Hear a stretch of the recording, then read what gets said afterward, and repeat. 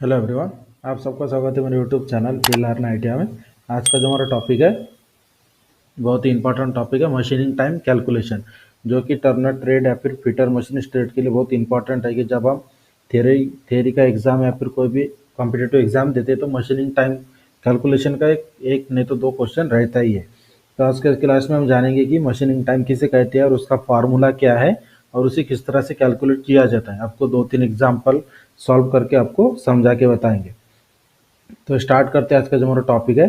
जो भी मेरे चैनल पे नए, मेरे चैनल को सब्सक्राइब करके बेल आइकन को दबाएं ताकि मेरे वीडियो के नोटिफिकेशन आपको टाइम पर मिलते रहे। और जो भी हम सॉल्व करेंगे उसका पीडीएफ भी आपको डिस्क्रिप्शन में लिंक के तौर पर मिल जाएगा, जहाँ से आप डाउनलोड करके चेक कर सकते हैं। स्टार्ट करते हैं आज का क्लास। सबसे पहले हम जानेंगे कि मशीनिंग टाइम क्या होता है। स्क्रीन पर आप देख सकते हैं कि व्हाट इज मशीनिंग टाइम, मतलब मशीनिंग टाइम क्या होता है। तो यहाँ पर इंग्लिश में भी और हिंदी में दोनों इसमें आपको इसका डेफिनेशन लिख के दिखाई दे रहा है।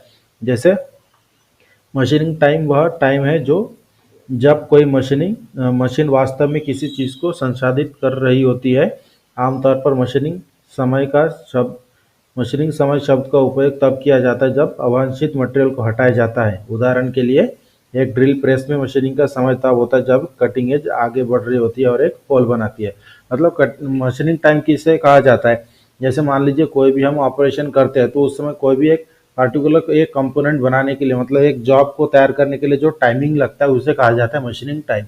तो जैसे मान लीजिए कि हम लेथ मशीन पर काम कर रहे हैं, तो जैसे लेथ मशीन पर काम करते समय कोई जॉब का डायमीटर 25 मिलीमीटर है और उसे 20 मिलीमीटर बनाना है, तो उसे 20 मिलीमीटर बनाते समय जो टाइम लगता है उसे कहा जाता है मशीनिंग टाइम। तो इसी के बारे में हम आपको आगे बताएंगे कि मशीनिंग टाइम का फॉर्मूला क्या है। तो यहाँ पर आप देख सकते हैं मशीनिंग टाइम का formula. Machining time is equal to length to be turn multiply by number of cut divided by feed into RPM. Formula सबसे पहले आपको समझ लेना है। Length to be turn, length to be turn मतलब जैसे lathe machine पर अगर आपको आप लेथ मशीन पर काम कर रहे हैं तो उस समय अगर जॉब जॉब को आप टर्न करना है तो टर्निंग की लंबाई कितनी होगी उस लेंथ को कहा गया है यहाँ पर लेंथ टू बी टर्न। इसके बाद इनटू नंबर ऑफ कट, मतलब आप उसे एक कट में कंप्लीट कर रहे हैं, दो कट में कंप्लीट कर रहे हैं। जैसे क्वेश्चन में कभी कभी मेंशन रहता है कि कितने कट में कंप्लीट करना है। अगर एक क्वेश्चन में दिया है 2 कट में कंप्लीट करना है तो यहाँ पर जो आपको दिखाई दे रहा है नंबर ऑफ कट, इस जगह पर आपको 2 लेना है। अगर क्वेश्चन में मेंशन नहीं किया है कि नंबर ऑफ कट कितना, ये अगर क्वेश्चन में मेंशन नहीं रहा तो उस समय आपको एक ही लेना है। उसके बाद फीड जो क्वेश्चन में दिया जाता है और फीड गुणिले आरपीएम। आरपीएम कभी कभी दिया रहता है क्वेश्चन में और कभी कभी दिया नहीं रहता है। अगर आप क्वेश्चन में आरपीएम नहीं दिया जाता है तो उस समय कटिंग स्पीड दिया जाता है। तो सबसे पहले कटिंग स्पीड को लेकर आरपीएम के फार्मूला के सहायता से आरपीएम कैलकुलेट करना होता है। उसके बाद आपको मशीनिंग टाइम कैलकुलेट करना होता है। अगर आपको क्वेश्चन में डायरेक्टली मशीनिंग टाइम दिया जाता है, मशीनिंग टाइम कैलकुलेट करते समय फिर आरपीएम डायरेक्टली दिया जाता है तो उस समय आपको आरपीएम कैलकुलेट करने की जरूरत नहीं, डायरेक्टली आप मशीनिंग टाइम कैलकुलेट कर सकते हैं। यही हमारा मशीनिंग टाइम का फॉर्मूला है कि length to be turn into number of cut divided by feed into RPM. इसके बाद हम आपको अभी एक दो एग्जाम्पल सॉल्व करके दिखाते हैं कि किस तरह से मशीनिंग टाइम को कैलकुलेट किया जाता है अलग अलग फॉर्मूला के साथ, अलग अलग क्वेश्चन के सहायता से। पर आप देख सकते हैं क्वेश्चन दिया है example. Mild steel rod 300 millimetre long 25 millimetre diameter is to be turn to reduce its diameter to 24 millimeter in one cut. If the rod is rotating is 510 rpm, if the feed 0.5 millimeter per revolution, then the machining time would be equal to। तो सबसे पहले आपको question समझ लेना है कि जैसे question में कहा गया है कि एक माइल्ड स्टील रॉड है जिसकी लंबाई है 300 मिलीमीटर और उसका डायमीटर है 25 मिलीमीटर और उसको टर्न करके उसका डायमीटर बनाना है 24 मिलीमीटर और जिसके लिए आरपीएम दिया गया है 510 और जिसमें फीड है 0.5 मिलीमीटर पर रेवोल्यूशन।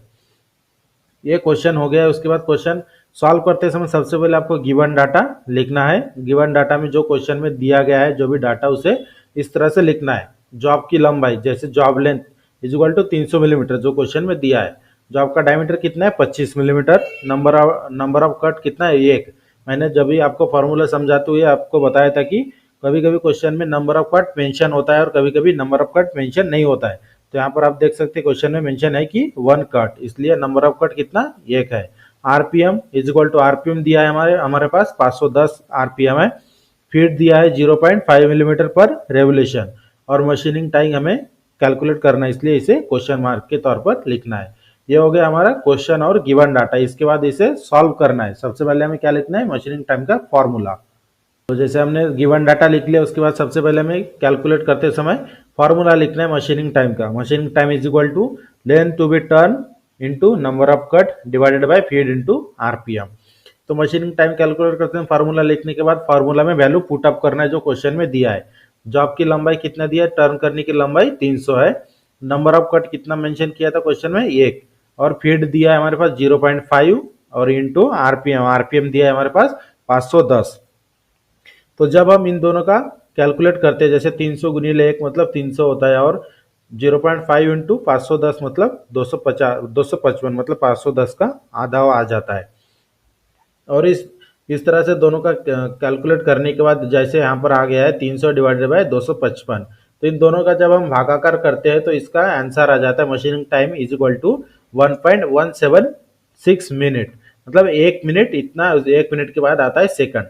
तो इसके बाद इसमें एक ध्यान देने वाली बात और है कि जैसे जैसे आप देख सकते हैं 1.176, अगर 1 पॉइंट के बाद अगर 3 डिजिट में आता है या फिर 60 के ऊपर जाता है, मतलब जैसे कि 1 मिनट में 60 सेकंड होते हैं, तो 60 सेकंड के ऊपर अगर जाता है तो उसे सेकंड में कन्वर्ट करना जरूरी होता है, क्योंकि इससे हमें पता नहीं चलता है कि ये कितना सेकंड है। तो इसे कन्वर्ट करने के लिए यहाँ पर आप देख सकते हैं नीचे कन्वर्शन भी हमने आपको दिया है कि कन्वर्टिंग 0.176 मिनट टू सेकंड, मतलब 0.176 को मिनट में कन्वर्ट किस तरह से करना है।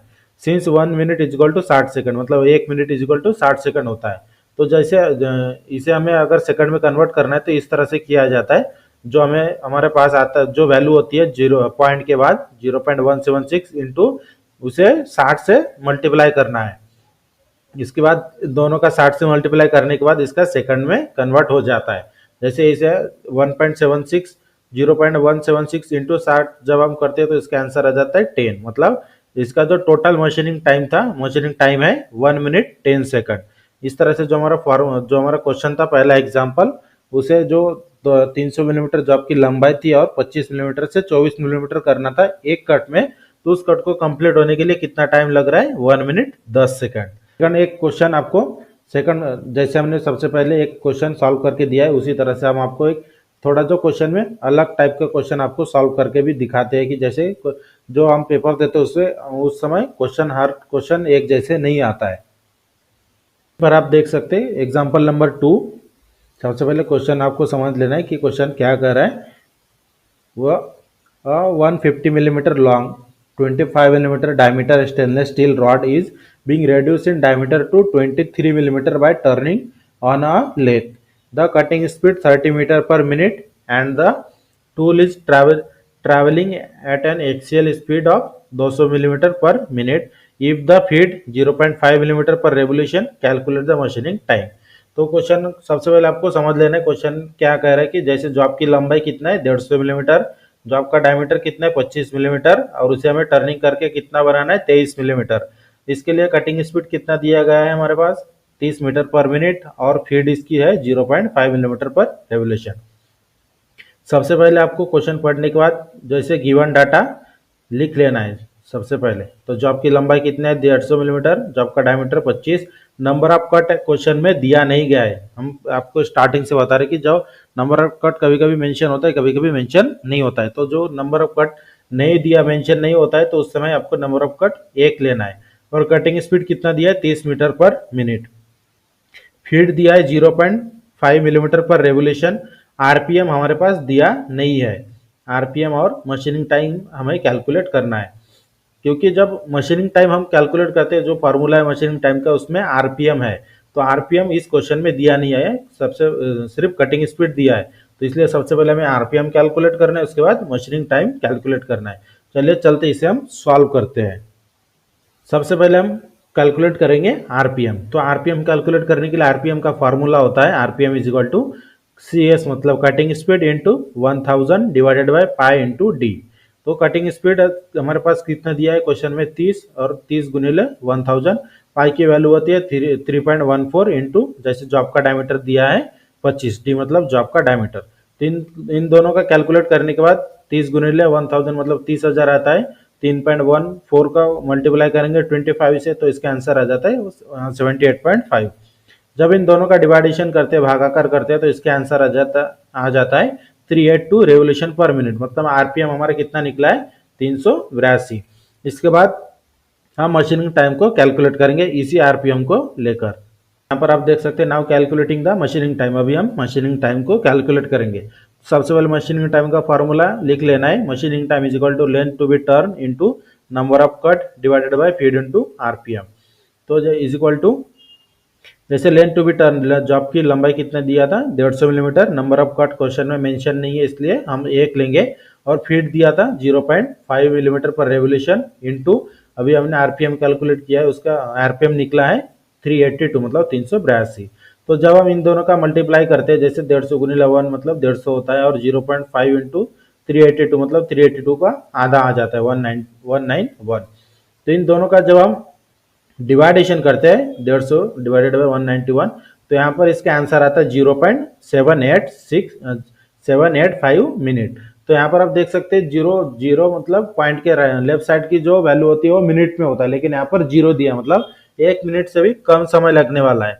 जैसे कि मैंने आपको पहले एग्जाम्पल में बताया था कि पॉइंट के बाद अगर 3 डिजिट या फिर 60 के ऊपर आता है तो उसे सेकंड में कन्वर्ट करना इंपॉर्टेंट होता है। तो यहाँ पर आप देख सकते हैं पॉइंट के बाद 3 डिजिट है या फिर 60 के ऊपर है तो इसलिए हम सबसे पहले इसे सेकंड में कन्वर्ट करेंगे क्योंकि हमें ये जो हम कैलकुलेट किया है जो मशीनिंग टाइम है इसका सेकंड में आने वाला है क्योंकि मिनट में 0 दिखाया है। तो कन्वर्ट करते समय जैसे यहाँ पर आप देख सकते हैं converting 0.785 minute to second. Convert करते समय ध्यान में रखिए कि 1 minute is equal to 60 second होता है और जो हमारे वैल्यू है वैल्यू को मल्टीप्लाई बाय 60 से मल्टीप्लाई करना है। तो जब हम इन दोनों का 60 से मल्टीप्लाई करते हैं तो इसका आंसर आ जाता है 47 सेकंड। तो जो हमें समय लगने वाला था डायमीटर 25 से 23 डायमीटर बनाने के लिए तो वो टोटल टाइम हमारा है machining time is equal to 47 second. सिर्फ 47 सेकंड मतलब 47 सेकंड लगने वाला है जो हमारा जॉब था। जॉब की लंबाई जैसे हमने कैलकुलेट किया था जॉब की लंबाई 150 मिलीमीटर है। तो इस तरह से मशीनिंग टाइम को कैलकुलेट किया जाता है। अगर मशीनिंग टाइम में क्वेश्चन सबसे पहले पढ़ लेना है आरपीएम दिया है या फिर आरपीएम नहीं दिया है। और एक बात लास्ट में और इम्पोर्टेंट रहता है कि जो हम आंसर कैलकुलेट करते हैं तो वो मिनट में आ रहा है या सेकंड मिनट में आने के बाद सेकंड में कन्वर्ट करना है या नहीं। अगर आपको जो डिजिट आपको पॉइंट के बाद की वैल्यू आती है सेकंड वाली वो अगर 60 के ऊपर रहे तो आपको कन्वर्ट करना बहुत इंपॉर्टेंट होता है। और जो भी क्वेश्चन हमने आपको सॉल्व करके दिया इसका पीडीएफ भी आपको डिस्क्रिप्शन में पीडीएफ का लिंक मिल जाएगा जहां से आप क्लियरली डाउनलोड करके चेक कर सकते हैं। और इसी तरह के रेगुलर क्लास के लिए हमारे चैनल को सब्सक्राइब करके बेल आइकन को दबाएं ताकि हमारे वीडियो की नोटिफिकेशन आपको टाइम पर मिलते रहे। और हमारे चैनल को सब्सक्राइब लाइक शेयर और कमेंट जरूर करें। जो भी आपके मन में अगर कुछ क्वेश्चन रहे तो हमें कमेंट करके पूछ सकते हैं। उसी के ऊपर हम आपको अलग से वीडियो तैयार करके आपके लिए पेश करेंगे।